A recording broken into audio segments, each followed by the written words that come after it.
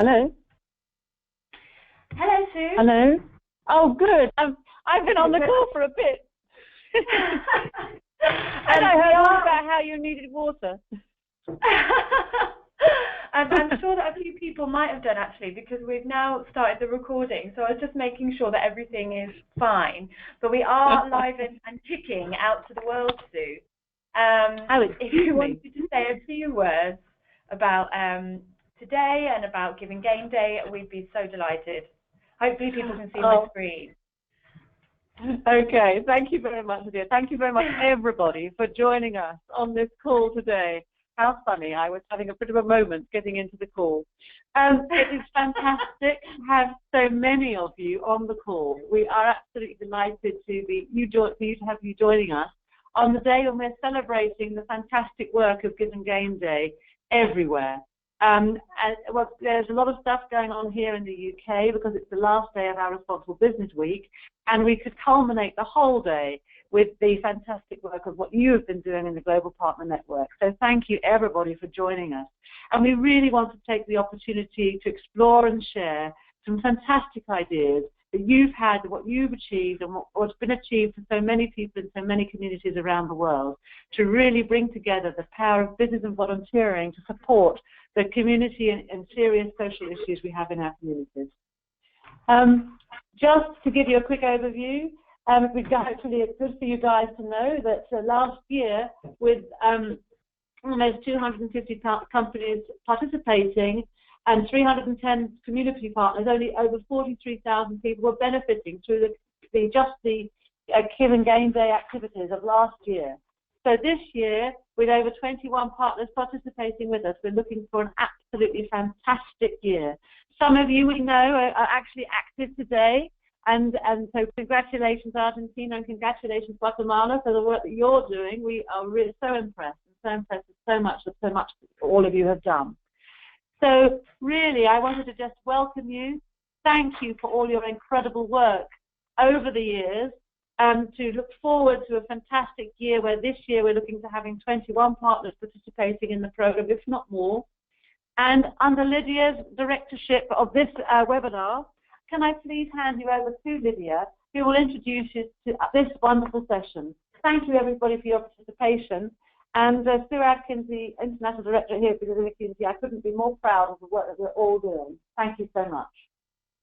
That was a lovely introduction, Sue, and thank you for so smoothly starting from the beginning after we were already on air. So I really appreciate your kind words. And as you share, there is a lot of activity on employee volunteering happening today and this week throughout the world. And Giving Game is supported by the CSR360 Global Partner Network, as you shared, as is our Engage Key Cities program that's about collaborative employee volunteering around the world. And we've had 27 cities take part in that 2015, 2016, and a similar amount are going ahead this year. So with the Giving Game and also Engage Key Cities and the work that we all do together around employee volunteering and how it can build effective cross-sector partnerships, we thought we'd really bring the conversation into how do you create partnerships between the third sector, the private sector, and also the government sector to ensure that altogether you are creating value for all of those variety of stakeholders. And I'm delighted to say that along with me, who will be giving a slight overview of establishing cross-sector partnerships from the BITC perspective, we also have representatives from our CSR360 Global Partner Networks in Serbia. We have, and Portugal as well with GRAS. And lastly, Argentina, Fundacion Compromiso in Argentina, about the work they're doing on Giving Game this year and how they are using it as an opportunity to create cross-sector collaborations. So we're delighted to have all of those together. Just to say, please do write, there's a little chat bar that you'll find at the bottom of your screens on that little dashboard on the right there.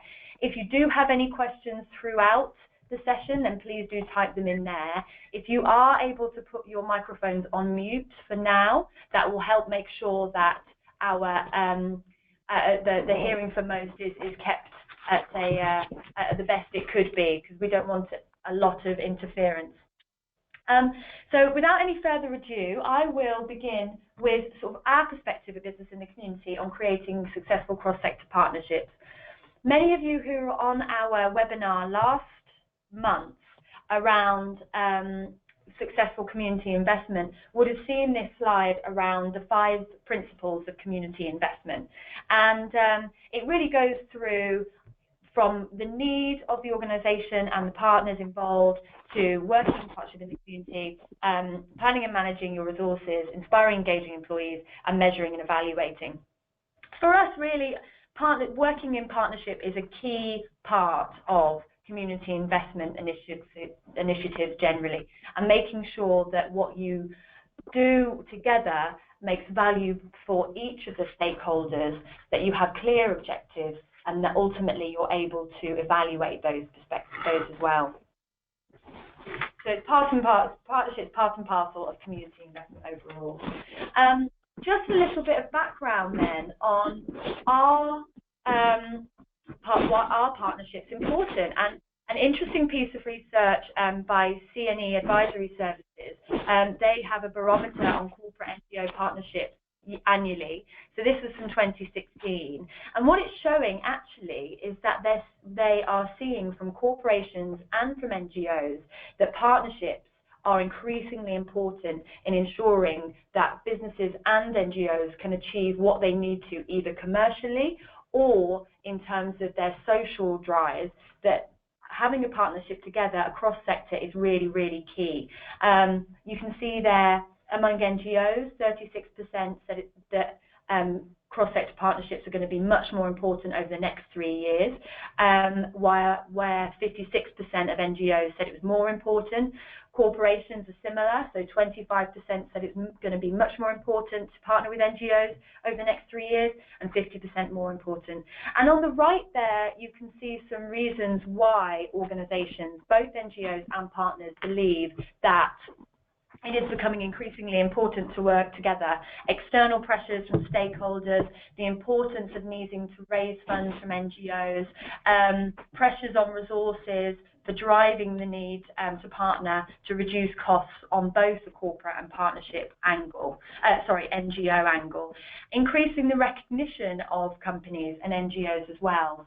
Those sorts of pressures are meaning that companies and charities are partnering together in much more strategic and long-term ways for the benefit of both their commercial bottom line and also the communities they serve. So a little bit more on why do companies and NGOs engage in partnerships. This is from the same report from 2016. Reputation and credibility is number one, you can see there, and that's with the company side. But as we would expect with NGOs, the largest one, 92% of the people who responded to this in NGOs said that it was access to funds that was the most important. So both of them have drivers of reasons why they partner together. And as facilitators of those partnerships, as we all are across the world, understanding the drivers of the reasons why organisations need to partner together is crucial in ensuring we make the right fit. So you need to have open dialogue about the needs that companies have, what is important to their core business, making sure that as well you are completely aware of what the community needs to see how that company can support. So a couple of bits then on partnership conception. As I've said, really ensuring that we know what it is we want to establish. What are the needs of communities? What are the reasons why businesses want to partner with NGOs? Approaching organisations they're interested in and making that selection. Those are two quite similar points. Really, one maybe doesn't go without the other, but really sort of honing down who do we think could be the individual company or the individual organisation to meet the needs of the people that you're working for and the communities that you're working for or the businesses that you're working for. What resources do they have? What skills do they have? What issues are they working on? I was speaking to my colleague Laura earlier, and she was saying that one of the crucial things about finding a partnership between a company and NGO is what issues are really relevant to that company, what issues are relevant to their core business, that actually we could look at partnering with an NGO. So, you know, are they working quite extensively with young people in their core business? Could we look at partnering with an NGO that does the same externally with, you know, in the community, so that actually you're meeting both needs? Having really clear, when you're setting up partnerships, having really clear objectives for those partnerships as well is really crucial. That goes through, you know, you set those partnership objectives at the beginning, but you continue to evaluate those going through. We have some lovely examples from our partner in Beijing, who is running Engage Key Cities, that's community business, and they are really going to that extra element to make sure that what they do is monitoring the benefits to the employees that are doing the employee volunteering, making sure that they are having regular surveys and catch-ups with the young people who are in the programs that they're in, not just at the end of the program or the mentoring session they might be running, but in 5 years' time to see actually where have they got to? Do they feel that as a result of working with the businesses they work with in Engage Key Cities, those individuals feel they've benefited longer term? And impact measurement, as we said in the last webinar, looking at corporate community investment is really key. It's really key from partnerships as well to make sure that you are evaluating exactly what you do, you know that it's working, but also from an NGO perspective that you can prove what you do is working for future funding and for future partnerships, because having that data to show this is how great we are helps people to really see that visually of how brilliant you are as individuals. Last time we focused quite a lot on skills sharing and organising employee volunteering. There's a range of different ways that businesses can work within their community. Financial donations, in-kind donations, and also looking at cause-related marketing as well. So looking as facilitators of those partnerships, it might not always be that employees are going out to help with a CV or help with building a complex or painting is really necessarily the most useful thing that they could be doing within their communities, and actually using the skills that they have day to day or other resources and infrastructure that the business has available to them to meet the needs of the community is really key. And that's a key part of our roles as facilitators of those partnerships. I'm sure I've already run over time. I tend to. Very quickly, one of our partners, Marks and Spencer's, this is a diagram they put together in 2014 as part of their Plan A 2020 plan, I suppose. I didn't want to say plan twice, but I can't think of anything else. And it just goes through what are they looking for in a partnership. You know, they're really clear. What is it that they need? What kind of organisations do they want to work with to achieve these goals? And you can see that in the 7 partnership principles that they have here. I'm a bit conscious of time, so I'm going to move on as quickly as I can. Very briefly, but I will have these slides will be available. We're recording the session. They will be available for you after the end of the session. As Sue shared, today across the UK, we're celebrating employee volunteering, and many of our partners are looking at community conversations. Community conversations are a great way for businesses, NGOs, and the government to come together in a place to really have an open dialogue about what is it that they need, what is it they can offer, and really establishing collaborative partnerships from the very beginning that can make sure that they can all work together well for the long term on dealing with a particular issue. If you'd like more information on community conversations, then do let us know. We did run it last year, but this is a year where we're sort of spreading it out across the country, so it isn't an initiative for us. But I'm delighted to share what we've learned and see how it could be something that we could work with you on maybe next year.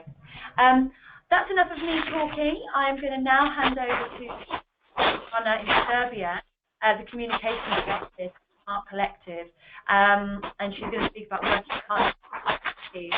Hopefully, Tajana, can we hear you?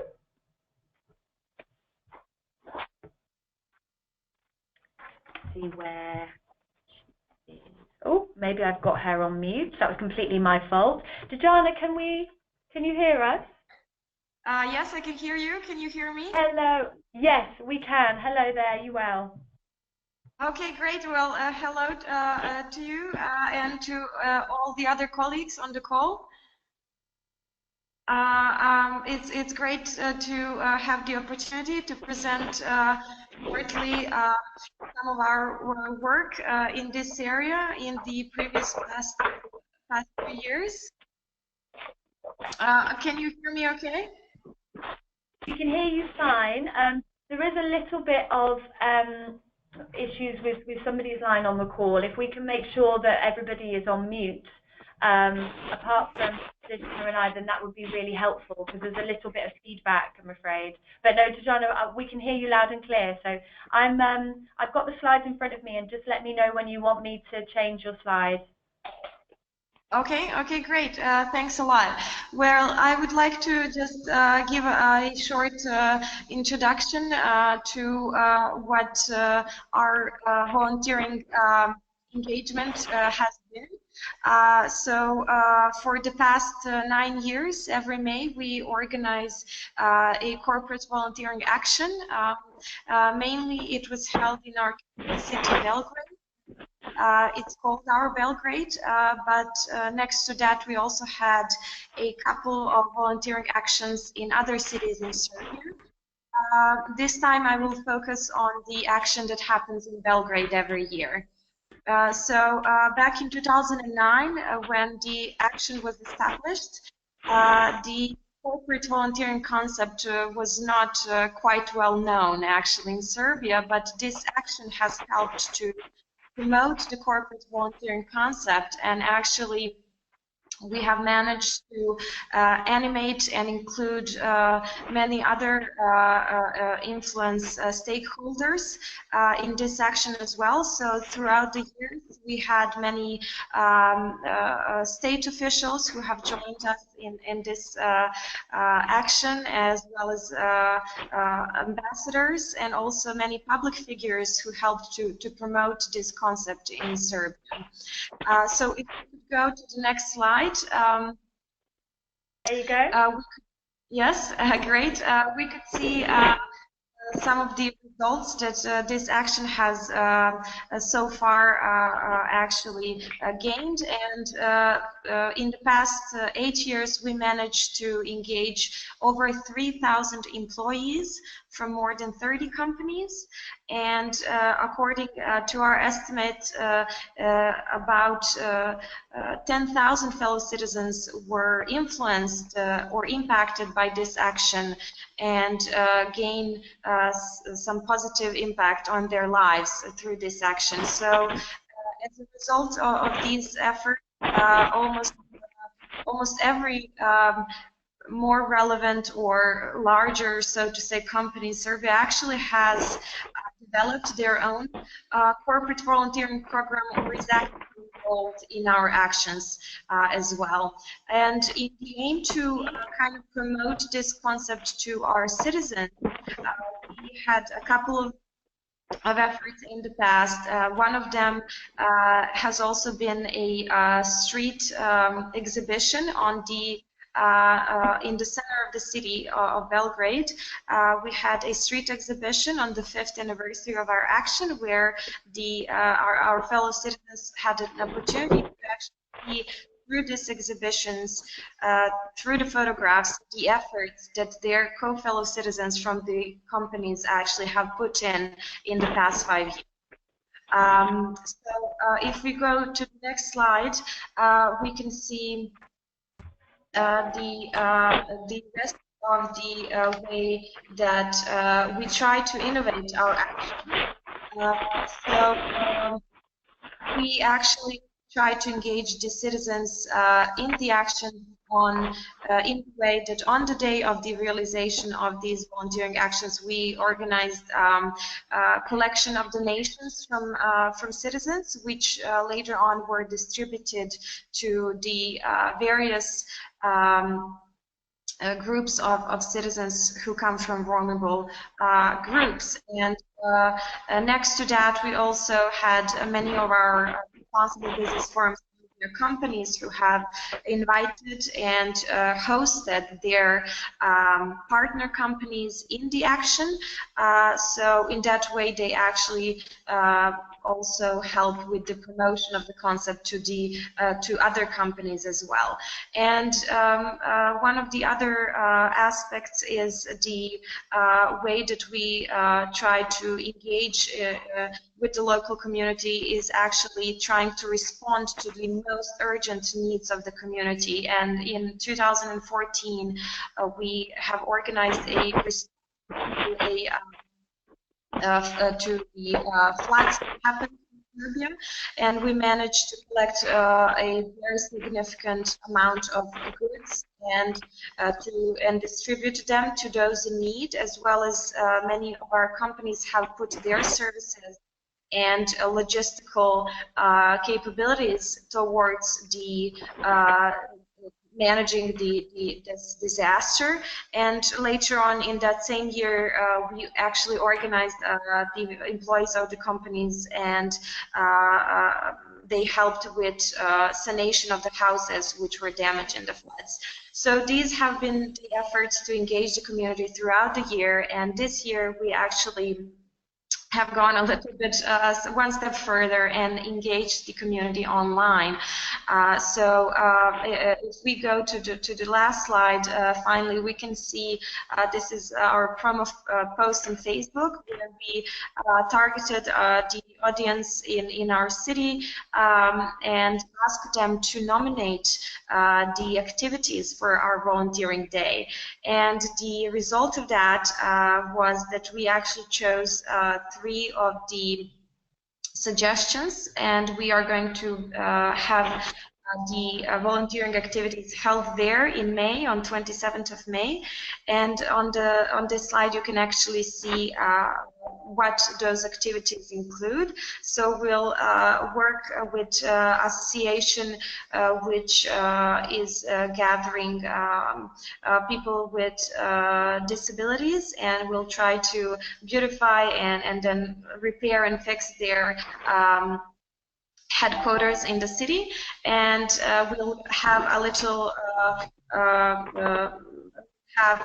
engage in logical aspects as well. So we'll be helping to clean up and repair the benches and repair the virtual terrain in the Zvezdara forest, which is the forest that's located in the center of the city. And last but not least, we'll be at elementary school, which actually specializes in education for children with intellectual disabilities, and we'll have some yard beautification activities there as well.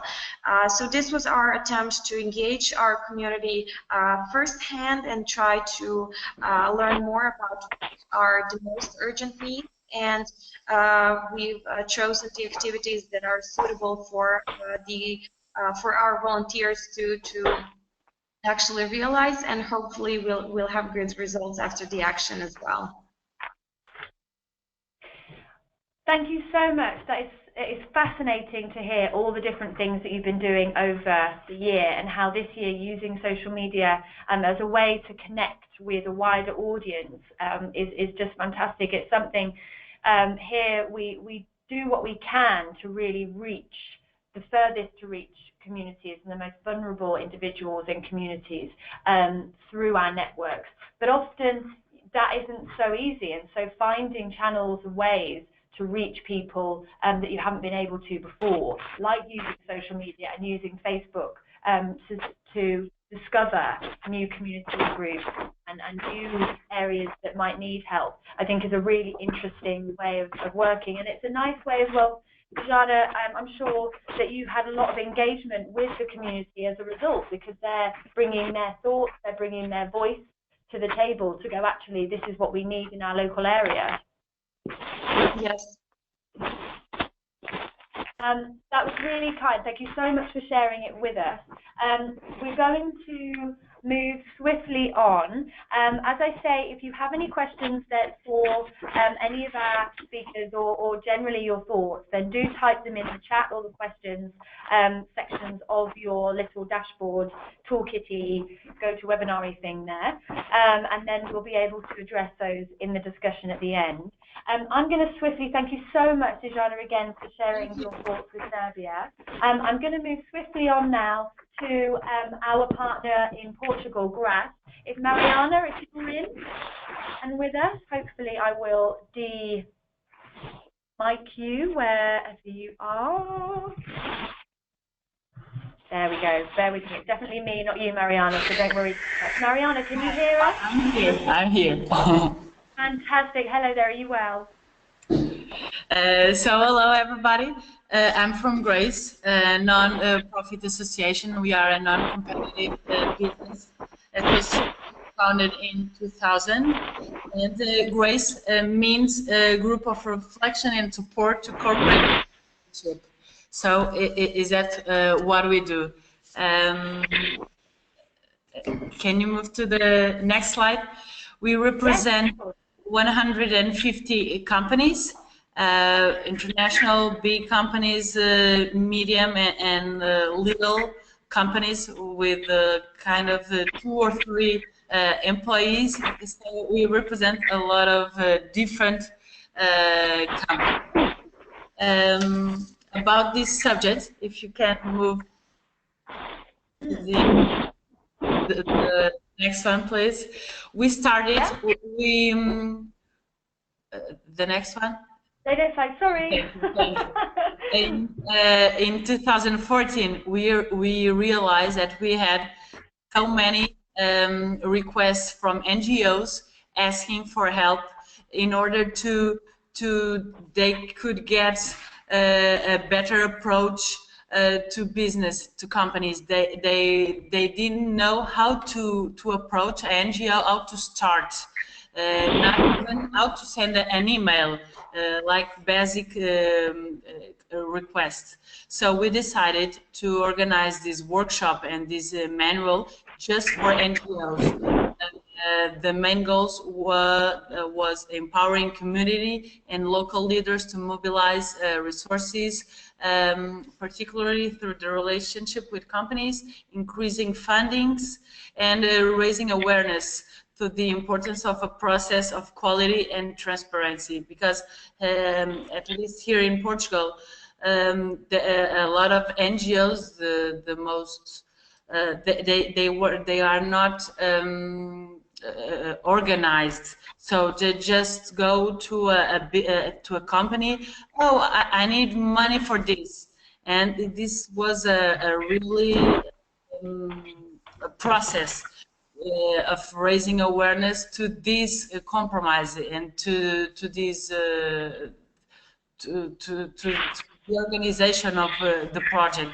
So this is a 2-day workshop. The first day is dedicated to project cycle, how to structure the project of the NGO, and a simple project like how to elaborate a business plan. And the second day is dedicated to the partnership with companies, how to approach a company, how to choose a company, choose the person, the intermediary, and to choose and to identify the benefits and the counterparts of the partnership. The counterparts, it's very important to say that, because usually NGOs just want to ask for something, and they have to realize that they will have benefits, but they have to give something. After that, after this project dedicated for NGOs, you can move to the next one, please. We realized that companies, our associate companies, that they had the same problem. So we decided to do the other side of the coin, for companies. So we are starting next week this manual and this workshop is for companies, and it's exactly the same. So the structure is like explain what is the social sector in Portugal, how companies can choose a project in an NGO, how to find the right and the best NGO to that company, how to approach the organization, the NGO, and identify the benefits and counterparts from that partnership. So the main goal at the end is create shared value, establishing sustainable partnerships, maximizing resources, share experience and experiences.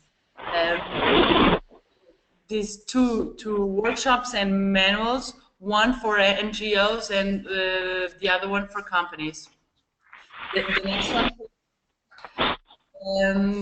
This initiative is a volunteering lab.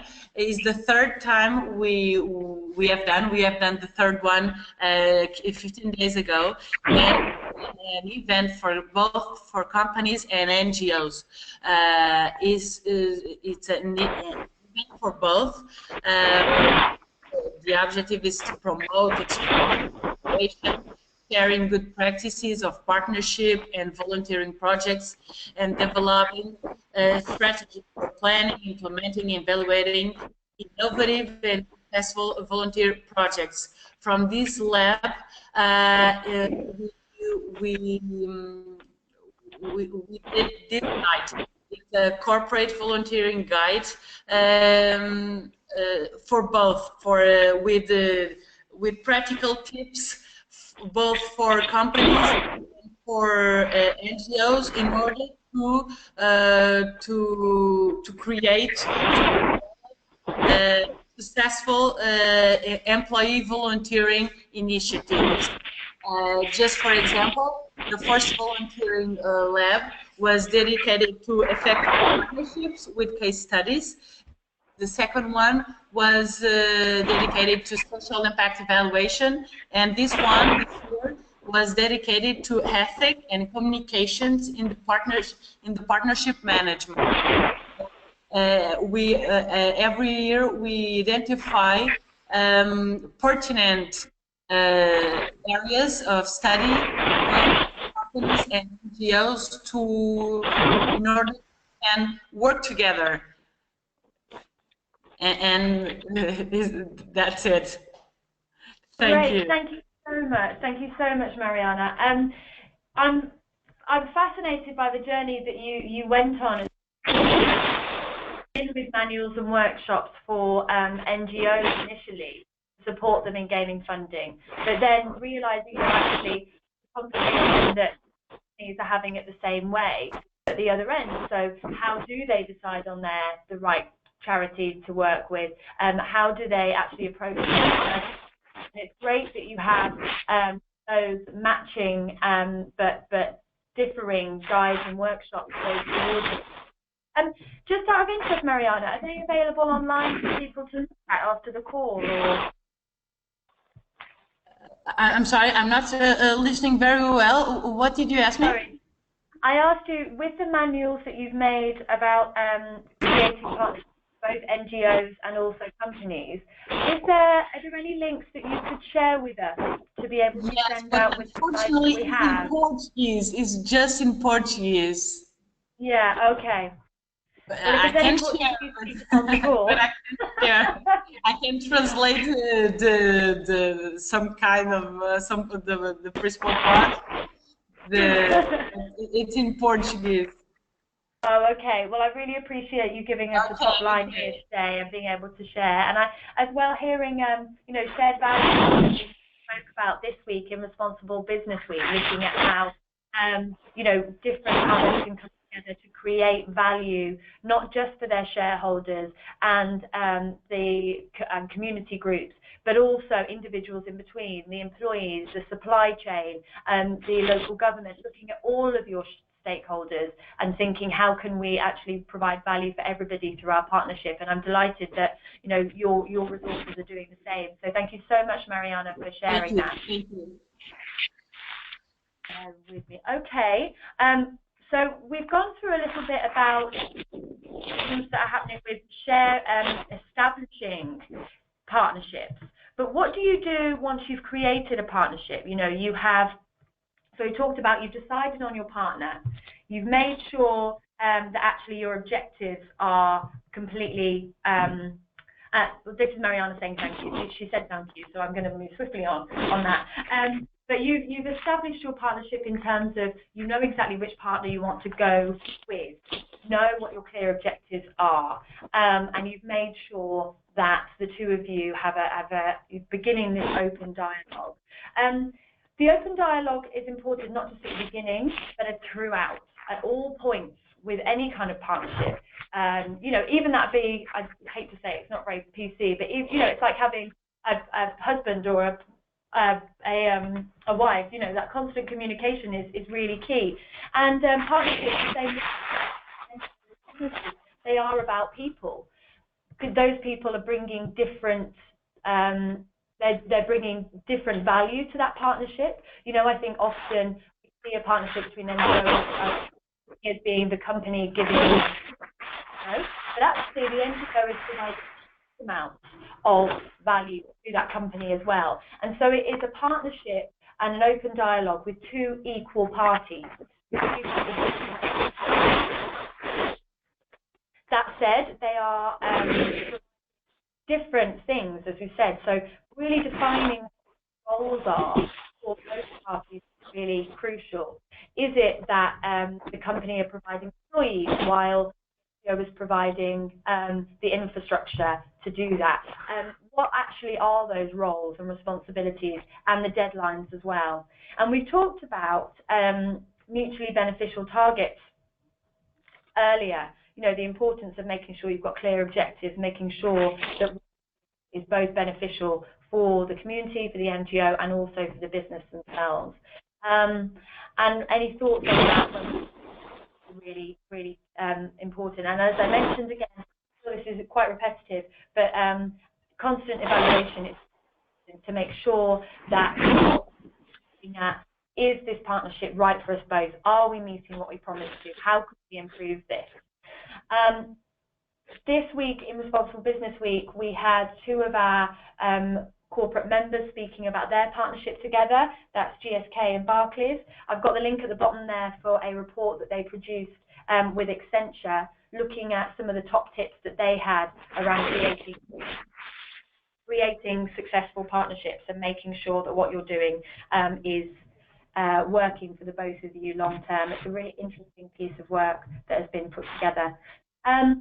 Really quickly now, I'm aware from my colleague, actually, Cora, who is Fundacion Compromiso, did work on the she works on Give and Gain in Argentina for Fundacion Compromiso. But we are like actually be hearing from Maria Pazzo, the Foundation Program Coordinator, about what they're doing in Give and Gain and how they have, once establishing partnerships for Give and Gain, are managing those activities throughout the program this year.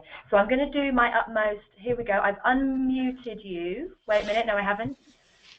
There we go. Maria, I've unmuted you, so we should be able to.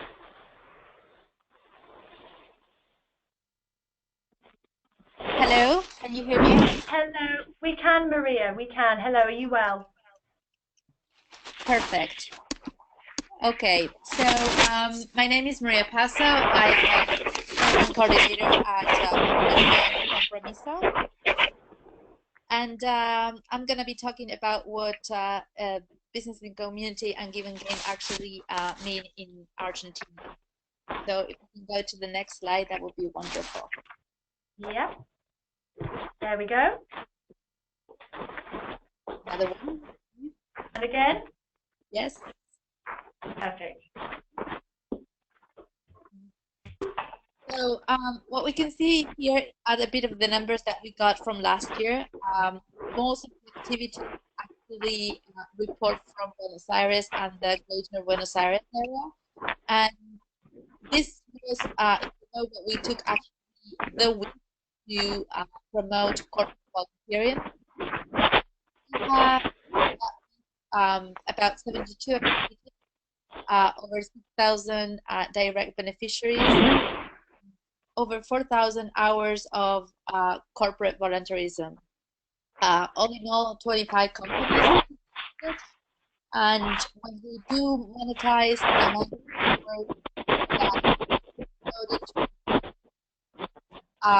the numbers are actually pretty amazing. That this year was actually higher. We can go to the next one. Cool. There you go. Yes. Just the next slide, please. The next slide again. There we go. Perfect. So how do companies participate? So because the level of development of each one of the companies is different, we have already a corporate volunteering program running in the company.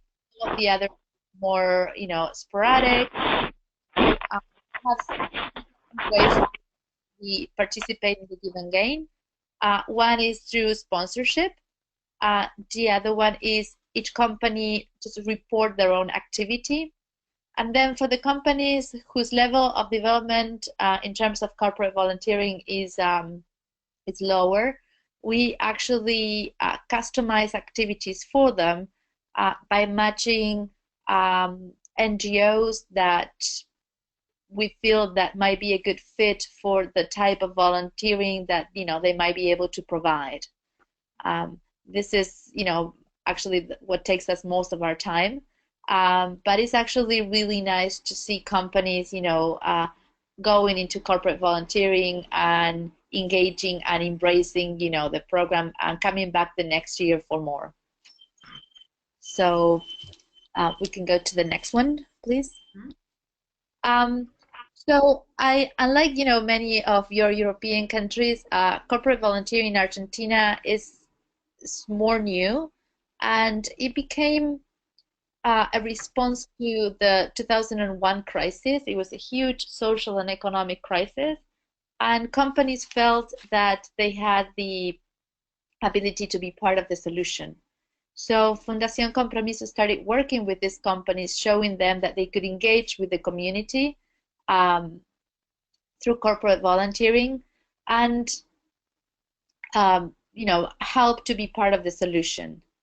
Argentina, as well as, you know, many other countries in Latin America, is a country where solidarity is one of the main core values in society. So our work, you know, in the past 20 years has been also trying to frame this solidarity in what corporate volunteering really is. People may engage in activities, but they don't feel that that counts as volunteering. They just do it because, you know, they felt it's right to do that, right? So framing this in a way that can be, you know, told and also measure as, you know, the involvement of corporate volunteering is one of our main challenges. Please, next slide. There we go.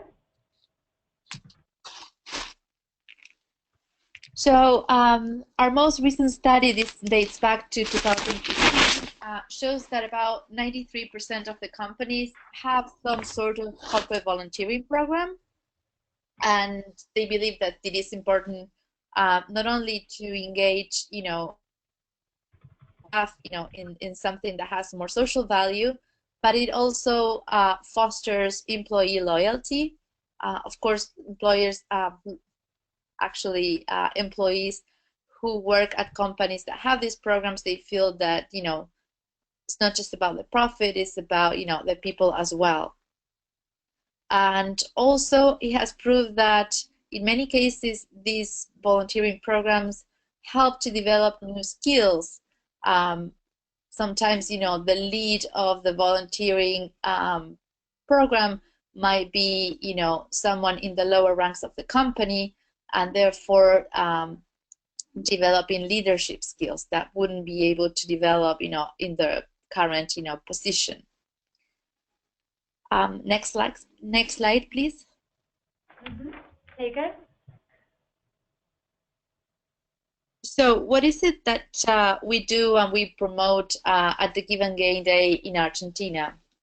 Well, our biggest goal is to actually make visible the contribution of corporate volunteering in the setting of social organizations and favor this articulation between companies and community, which, again, they're worlds that rarely mix, and they mix sporadically. Our main goal is to make these contacts, more of an ongoing thing. And this is what Fundacion Compromiso has been working for a long time. Most of the companies that now have a very strong volunteering program, a corporate volunteering program, they have been, they passed through Fundacion Compromiso at one point.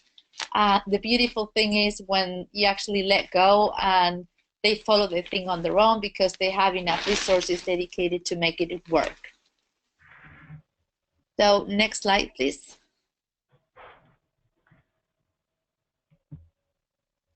So, well, what are we looking to promote with this? Well, in volunteering, there are two main dimensions from within the companies as a policy to mobilize, the human resources, and from the outside of the company as part of the strategy of, relationships with the community.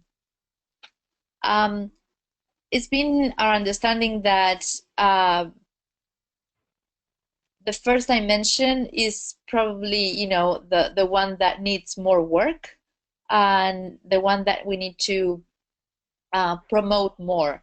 Because for the second one, companies feel, the duty to engage with local communities if they're setting, I don't know, a factory there, or if they need the community to approve they're establishing, an office branch. So our main effort is, again, to make companies see that, by developing a volunteering program within the company, that should, have a really good impact in their human resources. Next slide, please.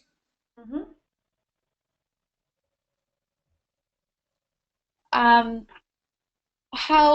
we do this? Well, we work a lot around empathy in Fundacion Compromiso.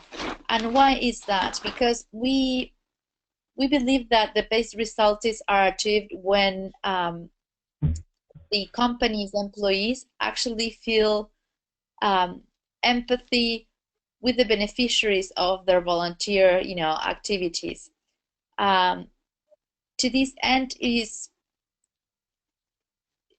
very important that all the employees know what and for whom they are donating their time, a brief history about the NGO receiving the help, in the form of corporate volunteering, and try to make clear what are the expectations on both sides, from the volunteer side and from the beneficiary side.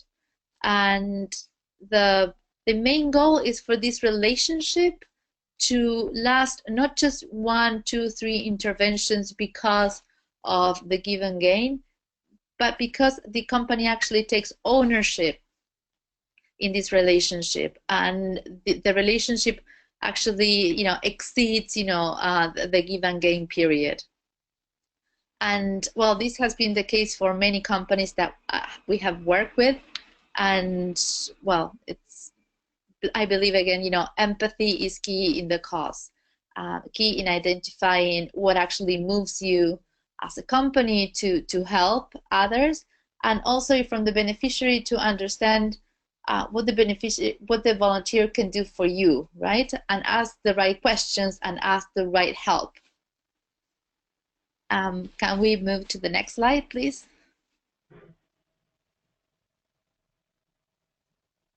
So as the main benefits of all these actions, we witnessed that the employees actually develop new skills. They increase their creativity and interaction, and also they do this with organizations they wouldn't normally interact. They integrate their personal interests with the companies that they work with, and they develop the ability to work on issues that normally they wouldn't on their daily lives. And again, it's about taking ownership of the job, right? So next slide, please.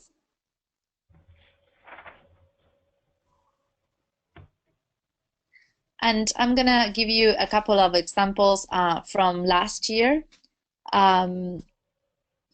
The first one, I love this case because it's from one of the major, cable television companies.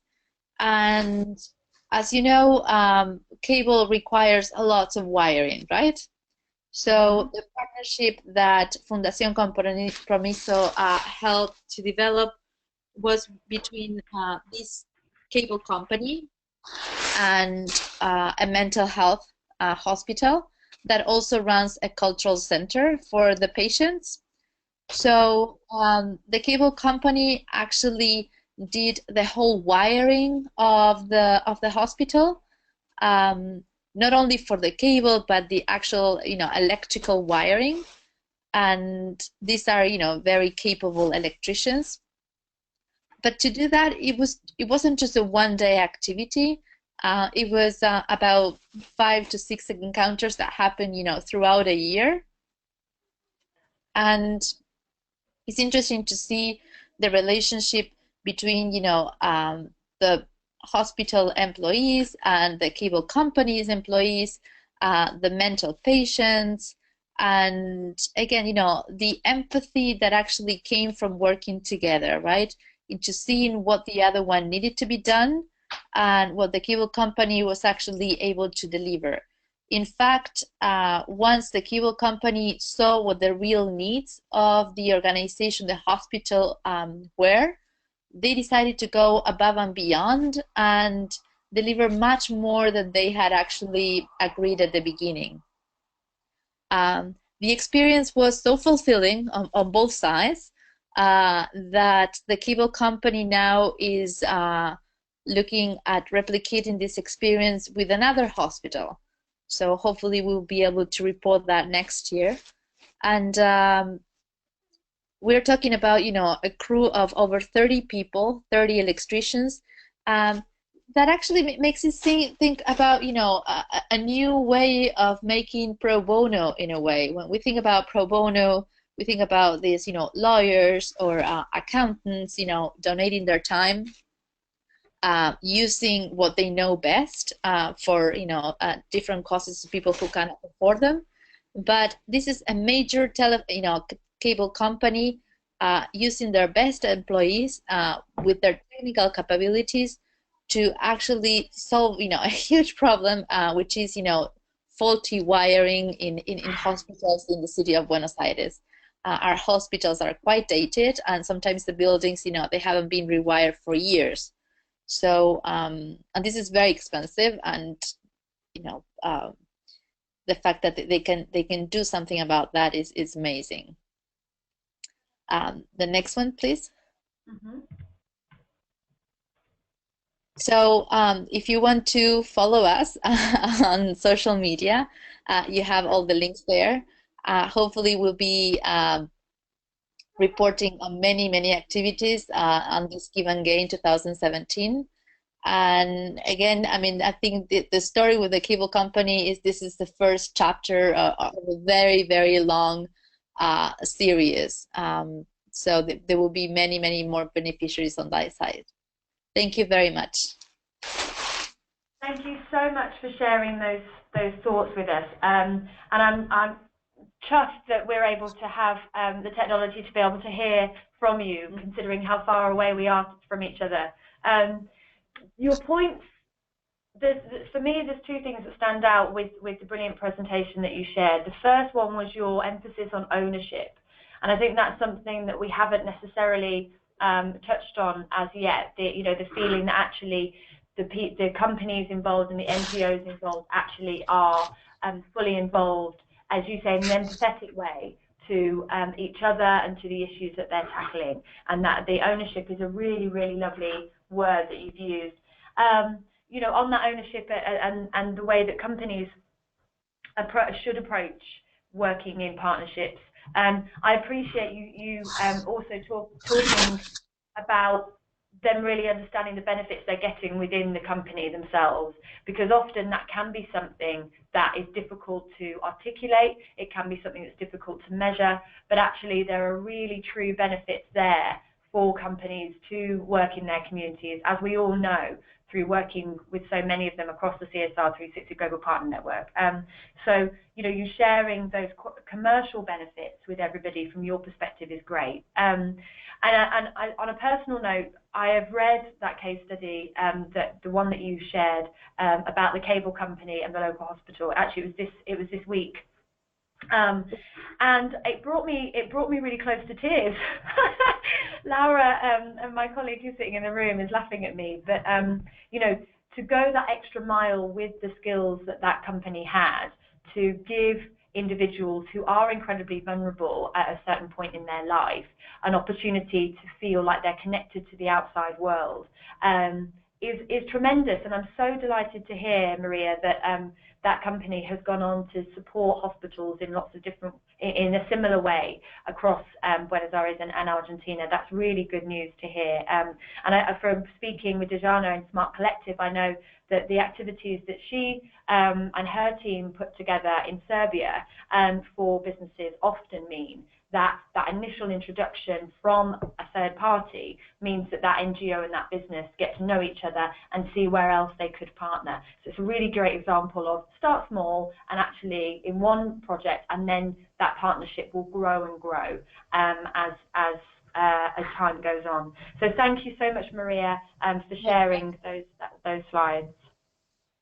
Okay. Now, we're going to attempt to unmute everyone and have a discussion now across the seas about, after what we've heard from our three brilliant speakers about cross-sector partnerships, also bringing in your thoughts from across the CSR360 Global Partner Network. There are some discussion points up at the top here for you to consider. Those are, what do you see as being most effective in creating cross-sector partnerships? That's the first one. And then, where do the challenges lie in establishing and managing cross-sector partnerships? Do you feel that companies and community groups have the know-how to work together?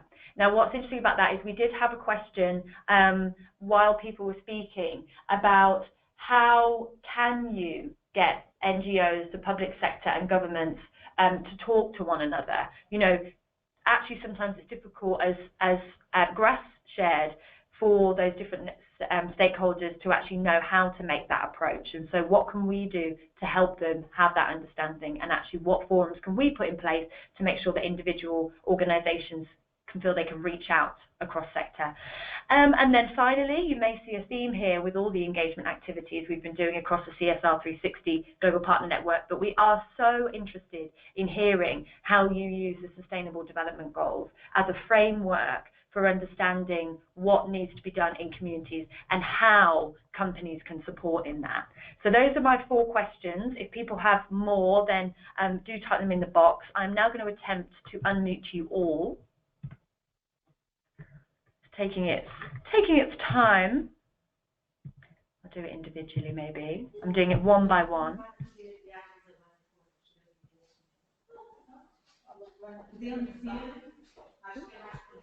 Starting to hear different things from people. Bear with me just a minute. It gives you time to think about your contributions.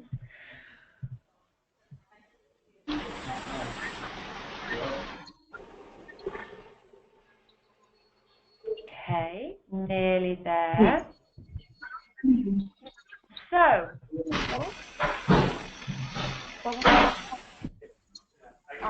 I apologise for a bit of feedback here. This may not have been my most sensible plan, but we're going to give it a go anyway. So this African come early, then we can do, right? Sophia? Hello there. Yes. Yeah. Okay. Okay, sure. So Sudhin, tell me, what time do you prefer?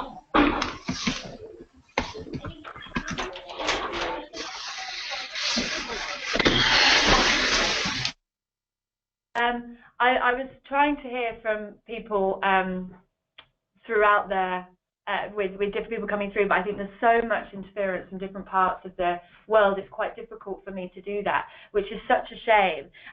There is an option for you to put your hand up when you had a question, and then I can unmute you from there.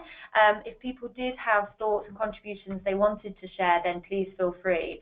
We have had some from our partners through the questions in our system from Argentina, looking at it was a question I posed earlier, actually, not one of these four, but how have you how has employee volunteering started in your countries? Remember, Maria shared that for her there was a crash in 2001, and that actually it was companies coming together. Cora from the same organisation, it's said actually, you know, it's the companies, but it's the employees as well who were affected by those particular crises, needing to share, needing to do something for themselves to come together, and actually encouraging their employees to do so. So that's a really nice addition. You know, as I said before, it is about people coming together to share their skills and expertise for the benefit of the community. I'll give people a few more minutes to either raise your hand, pop a question in the box. Oh, we have another one. So this is from Peter Krominja. I'm more than happy to unmute you, Peter. He's speaking out. We do trainings for community organizations all over Germany on how to collaborate with business, as most of them still have fundraising perspective while approaching businesses. Peter, I'm going to awkwardly put you on the spot to speak a little bit more about that. Peter, can you hear me? I've unmuted you. Yes, I can hear you. Can you hear me? I can. I'm delighted to hear more about what trainings you do for community organizations. Thank you for sharing that with us. Oh, it was just, I just wanted to say we do that with hundreds of community organizations during workshops and trainings, as most of those organizations still have as I wrote, a fundraising perspective, yeah. And they are not used to change their perspective to see business as partners and part of a solution they can create for community challenges. So yeah, we find the same thing actually, and what we try to do, as I'm sure you do with that training, is dig a little deeper about what the issues are that they have, and get them to think away from that funding, but actually, you know, if they want funding for a new website, could they get an IT team to help them design that website for free, and such like things.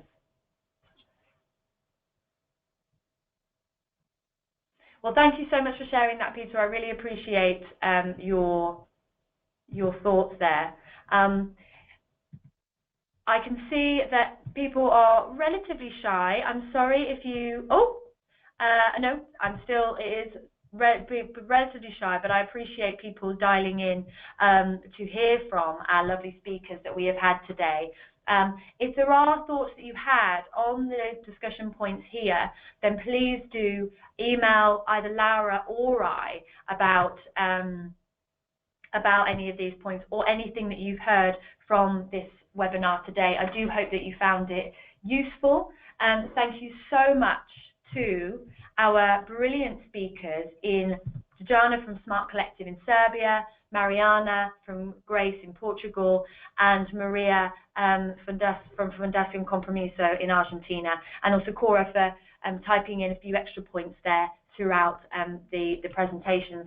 The three parts that sort of came to me overall with those was SmartKolektiv really showing how you need to understand need, reach out to the community in lots of different ways in order to understand that need. With Grace, talking about how actually it's a partnership, it's a 50-50 dialogue, and so companies need support and training as much as NGOs need support and training to make sure that together they, quoting Maria, own the partnership that they have. And then we finished with, as I say, Maria looking at the importance of ownership within employee volunteering and also partnerships for community investment, and the use of data to show the commercial benefits that come with partnering with NGOs as well, so that individual organizations can see those and continue to work together. Thank you so much to Sue for starting us off, for our panelists, as I've shared, and also for our participants. Peter, thank you for letting me put you on the spot there. And I do hope that everybody has a lovely Friday, wherever you are in the world. Do send your comments and thoughts to us, and we very, very much look forward to speaking with you in the future.